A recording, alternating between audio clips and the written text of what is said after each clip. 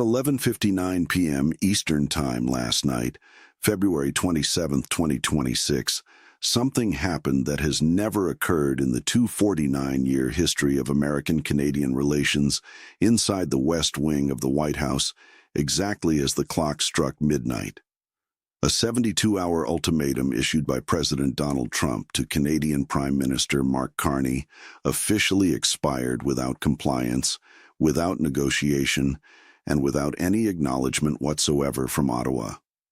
What happened in the 16 hours since that deadline passed represents the most consequential breakdown in North American alliance structure since the War of 1812. And I need you to understand the weight of what I am about to tell you. Because what is unfolding right now is not just a trade dispute or political theater. This is a stress test on whether the international order that has kept North America stable for 8 decades can survive when one leader decides that threats, intimidation, economic warfare are legitimate tools of diplomacy against our closest ally. You need to pay attention to what I'm about to tell you, because what happened at 1 minute past midnight last night set in motion a cascade of decisions that will determine the future of the North American economy, the stability of NATO, and whether the United States can still be trusted by any ally anywhere in the world. If you care about what happens to America's position in the world over the next 3 days, you need to subscribe to this channel right now and turn on notifications, because the 72 hours ahead will determine whether we witness the largest fracture in Western alliance structure since World War II, or whether cooler heads prevail before catastrophic damage becomes permanent. Here's what we know. And the timeline matters enormously because every single step of this crisis was documented, witnessed, and in many cases recorded. According to 3 independent sources, 2 from the National Security Council and 1 from a senior aide close to Secretary of State Marco Rubio, Trump's ultimatum was delivered in writing at 11:59 p.m. on February 24th, during what was supposed to be a routine call between the 2 leaders discussing routine border security coordination. The document, which was transmitted electronically through secure diplomatic channels, contained 4 specific demands that Trump insisted must be met within 72 hours. Multiple sources familiar with the content of that ultimatum, and I'm talking about people who have relationships with both the American Diplomatic Corps and Canadian Foreign Ministry officials, are telling me that the demands were so extreme, so disconnected from any reasonable negotiating position, that Canadian officials initially believed the document was a draft that had been sent by mistake. The sealed diplomatic cable, which according to procedural protocols should have remained classified for decades, was leaked to 3 separate news organizations within 6 hours of being transmitted. The leak was deliberate, calculated, and according to former State Department official Wendy Sharr, who served under 3 administrations, represented an unprecedented breach, suggesting that someone inside the American diplomatic apparatus wanted the world to see exactly what Trump was demanding. The cable runs 11 pages single-spaced and contains language that constitutional scholars are calling the most aggressive assertion of economic coercion against an ally in modern American history. Professor Michael Tierney, who teaches international relations at William and Mary and has advised 4 presidential administrations on alliance management, told reporters within hours that the ultimatum reads less like diplomacy and more like a protection racket. And those are his exact words from an interview that aired on CNN at 7:47 this morning. Based on 20 years of following diplomatic crisis management, my assessment is that what Trump transmitted to Ottawa on February 24th was never intended as a genuine negotiation. This was designed to provoke exactly the response that Mark Carney delivered. And here is what concerns me most about that calculation. Trump needed Carney to reject the ultimatum because what comes next? What is already in motion as I record this at 2:34 p.m. Eastern Time has been planned for weeks, and the ultimatum was merely the pretext to justify actions that were always going to happen regardless of Canadian compliance. Now let me show you exactly what happened and why everyone from Wall Street to Brussels to Beijing is talking about nothing else. Here's what the timeline reveals, and I need you to understand that every date, every timestamp, every sequence matters, because this was a cascade of decisions that transformed a manageable disagreement into an existential crisis for the entire North American alliance structure. Let me walk you through exactly how we got here, because the sequence matters enormously. This did not happen overnight. This was a cascade of escalating tensions, strategic miscalculations, and deliberate provocations. And every single step was documented in real time by officials who understood they were witnessing something historically dangerous unfolding.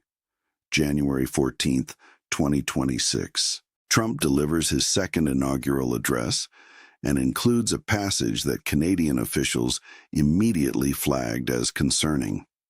The president declares that America will no longer tolerate what he calls economic freeloading by allies who benefit from American military protection while maintaining what he characterizes unfair trade advantages. The speech includes specific mention of Canada's trade surplus in certain sectors, and while the language is heated, it falls within normal range of Trump's rhetorical style. Canadian Foreign Minister Melanie Joly issues a measured statement, emphasizing the mutual benefits of integrated North American supply chains, and expresses confidence that any trade concerns can be addressed through existing frameworks. January 22nd, Trump signs an executive order establishing what he calls the North American Trade Fairness Commission, a new body tasked with reviewing all existing trade agreements with Canada and Mexico to identify what the order characterizes as structural imbalances requiring immediate correction. The order includes language suggesting that if diplomatic negotiations fail to produce results within unspecified timeframes, the president reserves authority to impose corrective measures unilaterally. Trade experts immediately recognize this language as legally dubious, but the order generates minimal attention in American media, focused on domestic policy battles. February 3rd, Mark Carney, who became Canada's Prime Minister in October 2025 after leading the Liberal Party to a decisive victory over Pierre Poilievre's Conservatives, delivers his first major foreign policy address to Parliament. Carney is not a typical politician. Before entering politics, he served as Governor of the Bank of Canada, then Governor of the Bank of England, making him one of the most credible economic voices on the international stage. His address includes a carefully worded section on Canadian sovereignty in trade policy, emphasizing that while Canada values the American partnership, Ottawa will not accept ultimatums or threats as substitutes for genuine negotiation. The speech is measured, professional, and includes multiple references to the historical partnership and shared values. Canadian officials describe it as standard assertion of national interest within alliance context. February 11th, Trump responds to Carney's speech during a rally in Michigan, and this is where the tone fundamentally shifts. The president calls Carney a globalist banker who thinks he's too smart for his own good and suggests that Canada has been ripping off American workers for decades while hiding behind our military protection.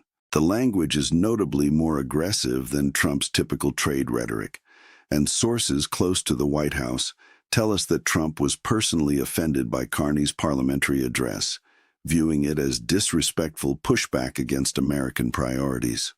February 18th, the North American Trade Fairness Commission releases a preliminary report claiming that Canada maintains unfair advantages in dairy, lumber, and energy sectors that cost American workers hundreds of thousands of jobs annually. The report's methodology is immediately challenged by independent economists who point out selective data usage and fundamental misunderstandings of integrated supply chain economics. But the White House treats the report as definitive evidence requiring immediate action. Commerce Secretary Howard Lutnick announces that the administration is considering all available tools to correct what he characterizes as structural imbalances. February 21st, Mark Carney delivers a televised address to the Canadian people that becomes the defining moment in his young prime ministership. Speaking from Ottawa, Carney methodically dismantles the American Commission report, citing specific data showing that integrated North American trade benefits both nations nearly equally, and attempting to rebalance through unilateral coercion would devastate industries on both sides of the border. But here's what most people do not know about that address, and it's the detail that triggered everything that followed. At the end of his remarks, Carney looks directly into the camera and says something that Canadian officials describe as the most direct assertion of sovereignty by a Canadian leader in modern history. He states that Canada will engage in good faith negotiation with any partner, but that Ottawa will never under any circumstances accept economic threats or ultimatums as legitimate diplomatic tools, and that any attempt to coerce Canadian compliance through tariffs or sanctions will be met with immediate proportional response and a fundamental reassessment of the entire bilateral relationship. 3 independent sources who were monitoring Trump's reaction in real time report that the president erupted when he saw Carney's address, viewing the sovereignty language as personal defiance, requiring immediate consequences. According to one source who was in the Oval Office that evening, Trump told advisors that Carney needed to be taught that you don't talk to the President of the United States like that, and that Canada needed to understand that their prosperity depends entirely on American goodwill. This is the context in which the 72-hour ultimatum was conceived, and the sources describe it not as calculated diplomatic strategy, but as personal retaliation elevated to national policy. February 24th, 11:59 p.m. The ultimatum is transmitted to Ottawa through secure diplomatic channels. According to leaked portions of the document, Trump demands that Canada agree within 72 hours to 4 specific conditions. First, immediate elimination of all tariffs on American agricultural products with no reciprocal access for Canadian goods. Second, a 15% reduction in Canadian energy export prices to American markets, regardless of global commodity pricing. Third, Canadian acceptance of American authority to unilaterally impose quotas on any Canadian industry deemed by Washington to threaten American workers. Fourth, a formal Canadian statement acknowledging that previous trade agreements were unfairly advantageous to Canada and committing to accept American-dictated terms in all future negotiations. The demands are so one-sided, so disconnected from any conceivable framework of mutual benefit that Canadian officials initially struggled to formulate an appropriate response. According to sources inside the Prime Minister's office, Carney convenes an emergency cabinet meeting at 1:47 a.m. on February 25th, approximately 90 minutes after receiving the ultimatum. The meeting lasts until 6:23 a.m. and includes participation from former prime ministers, opposition leaders, and provincial premiers in what sources describe as an unprecedented show of national unity. The consensus is immediate and unanimous. Canada will not dignify the ultimatum with point-by-point negotiation, but will instead deliver a response affirming Canadian sovereignty and willingness to engage in genuine bilateral discussions while categorically rejecting the premise that threats constitute legitimate diplomacy. Before we get to what happened next, I need to tell you about the man whose response is now triggering a global economic shockwave, because this is not some random politician looking for attention or playing to domestic audiences. Mark Carney is arguably the most credible economic voice to hold national political office anywhere in the Western world in the past 2 decades.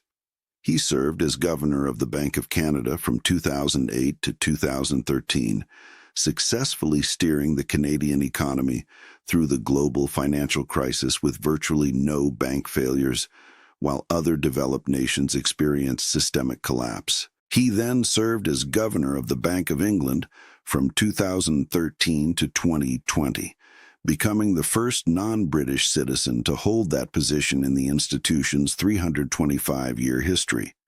During his tenure at the Bank of England, he was widely credited with preventing economic chaos following the Brexit referendum and maintaining sterling stability during unprecedented political turmoil. This is someone who has managed trillion-dollar monetary policy decisions, who has negotiated with central bankers and finance ministers across every major economy, who understands global financial markets at a level that few politicians anywhere can match. When Mark Carney speaks about economics, currency stability, or trade policy, markets listen because his track record demonstrates judgment, technical expertise, and immunity to political pressure that is virtually unmatched among contemporary political leaders. His decision to enter politics surprised many observers, but his campaign emphasized bringing technocratic competence to governance and defending Canadian sovereignty within the rules-based international order. He won a decisive mandate in October 2025 with the largest parliamentary majority for a Canadian government in 2 decades, suggesting that Canadian voters specifically chose a leader they believed could stand up to external pressure while managing economic complexity. So when Trump issued an ultimatum expecting capitulation or desperate negotiation, he fundamentally miscalculated who he was dealing with. This is not a politician dependent on American approval or vulnerable to economic intimidation. This is someone who has managed bigger crises than a trade dispute with a president known for backing down when faced with genuine resistance. And according to multiple sources familiar with Carney's thinking, he viewed Trump's ultimatum not as a legitimate negotiating tactic requiring careful response, but as a test of whether Canada would surrender sovereignty in exchange for temporary trade stability. And his answer was going to be unambiguous. February 25, 9:47 a. Mark Carney delivers his response in a brief televised statement from Parliament Hill. The statement runs exactly 4 minutes and 32 seconds. Carney speaks in measured professional tone, devoid of anger or defensiveness. He acknowledges receipt of communication from Washington and states that Canada remains committed to constructive dialogue on any legitimate trade concerns within existing frameworks. Then he delivers the language that sources say was specifically designed to leave no ambiguity about Canadian resolve. Carney states that Canada does not accept ultimatums from any nation, that Ottawa will not negotiate under threat of unilateral economic coercion, and that any attempt to impose punitive measures on Canadian commerce will trigger immediate proportional response designed to impose equivalent economic pain on American industries and workers. He concludes by expressing hope that cooler heads will prevail and that the American administration will recognize that alliance partnerships require mutual respect rather than domination. The response is cold, direct, and according to diplomatic analysts, represents the most explicit rejection of American pressure by a major ally since Charles de Gaulle pulled France out of NATO's integrated military command in 1966.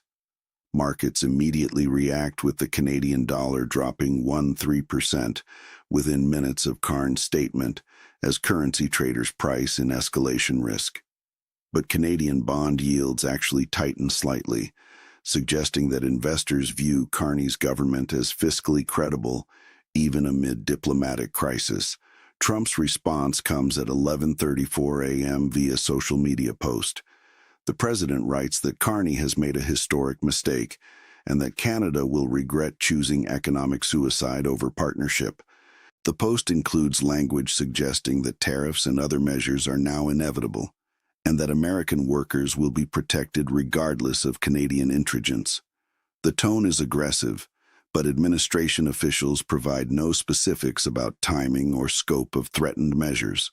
Then came the moment that changed everything. February 27th, 4:17 p.m., approximately 16 hours before the ultimatum deadline. Reuters reports that 6 of America's largest agricultural exporters have received informal notification from the Commerce Department to prepare for potential disruptions in Canadian market access within days.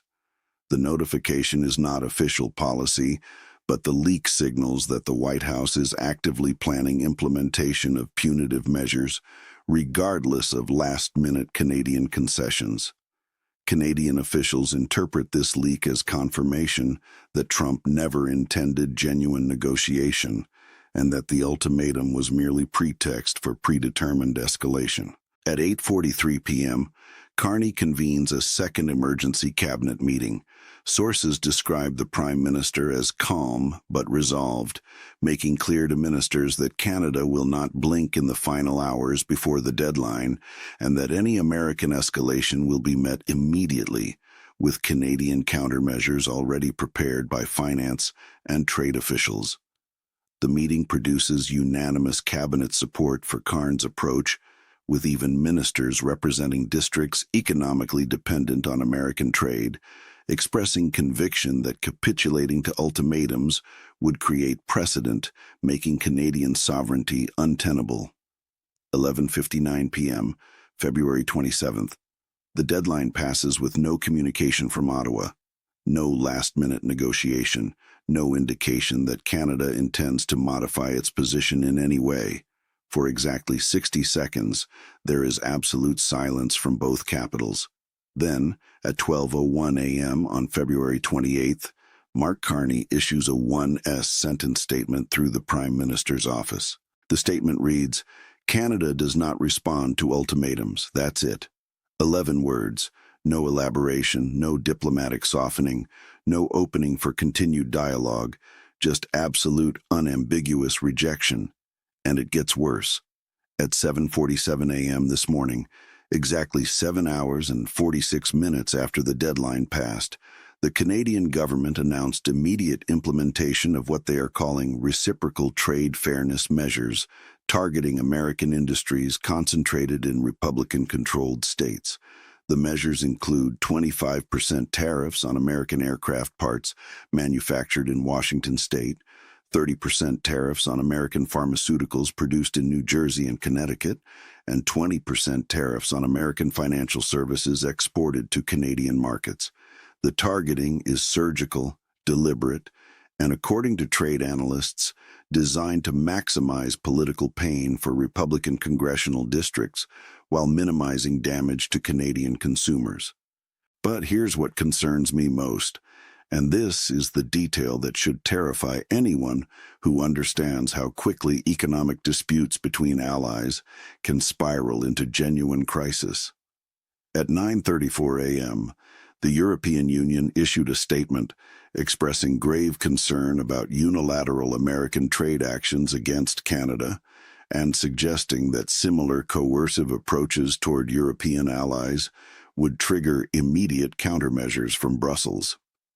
The statement was coordinated with the German Finance Ministry and the French Foreign Ministry, according to sources familiar with the discussions, and represents the first time since Trump's first term that major European powers have publicly aligned with a non-American position in a US-allied dispute. At 10:17 a.m., Mexico's President Claudia Sheinbaum held a press conference announcing that Mexico stands in solidarity with Canada and warning that any attempt to impose similar ultimatums on Mexico City will result in immediate suspension of security cooperation on border enforcement and drug interdiction.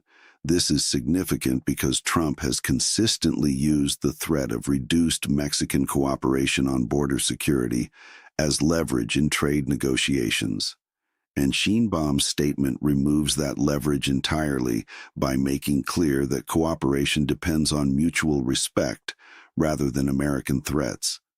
If you're finding this valuable, hit that like button right now, because this story is about to get significantly more complicated, and you'll want to be here for all of it.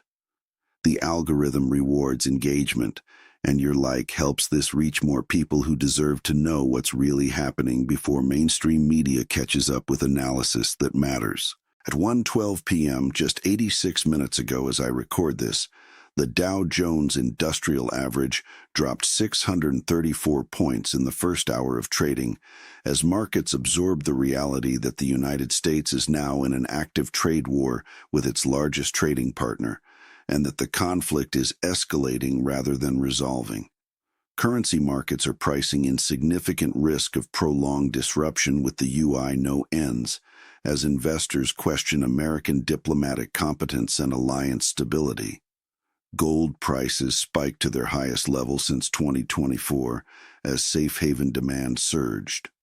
What I'm about to show you next is what triggered the panic that is spreading through financial markets, diplomatic circles, and corporate boardrooms across the developed world.